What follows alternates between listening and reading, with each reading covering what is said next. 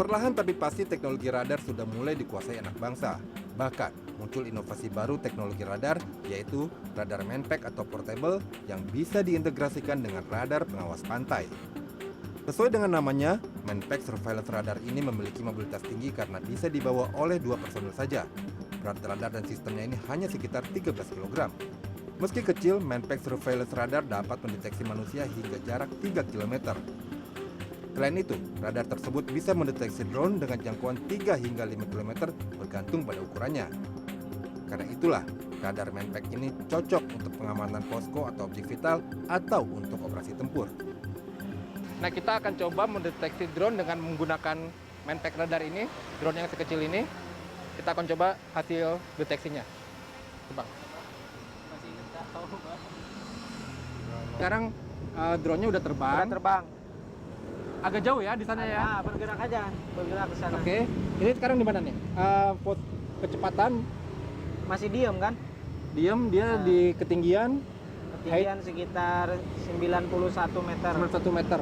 Kalau secara kasat mata memang nggak kelihatan nih, agak Iya, jauh ya. Agak jauh. Iya. Nah, ini kalau drone-nya sini udah kelihatan, langsung pakai optik yang di sana.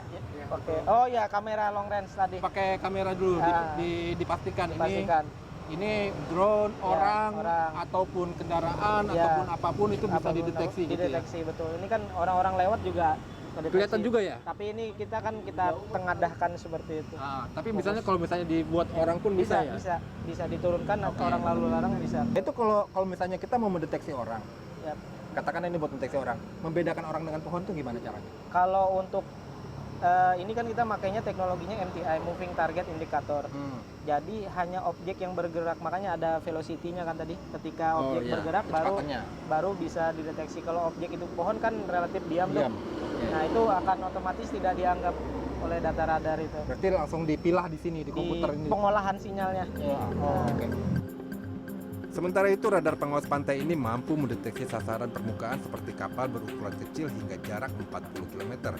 Radar tersebut juga dilengkapi kamera thermal yang dapat mengidentifikasi sasaran hingga jarak 5 km. Radar pengawas pantai ini memiliki mobilitas tinggi karena dapat dipasang pada kendaraan taktis.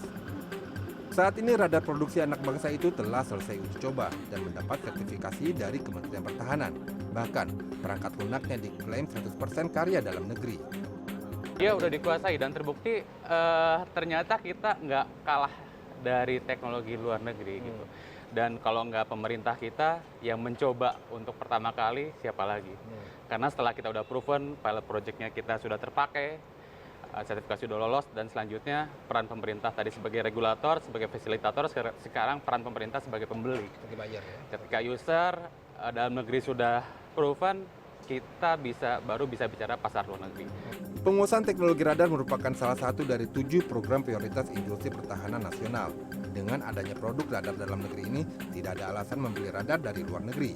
Apalagi, pengembangan industri pertahanan nasional juga bisa memberi dampak dengan terbentuknya ekosistem ekonomi pertahanan nasional. Iwan Hermawan, Dwi Ari, Jakarta.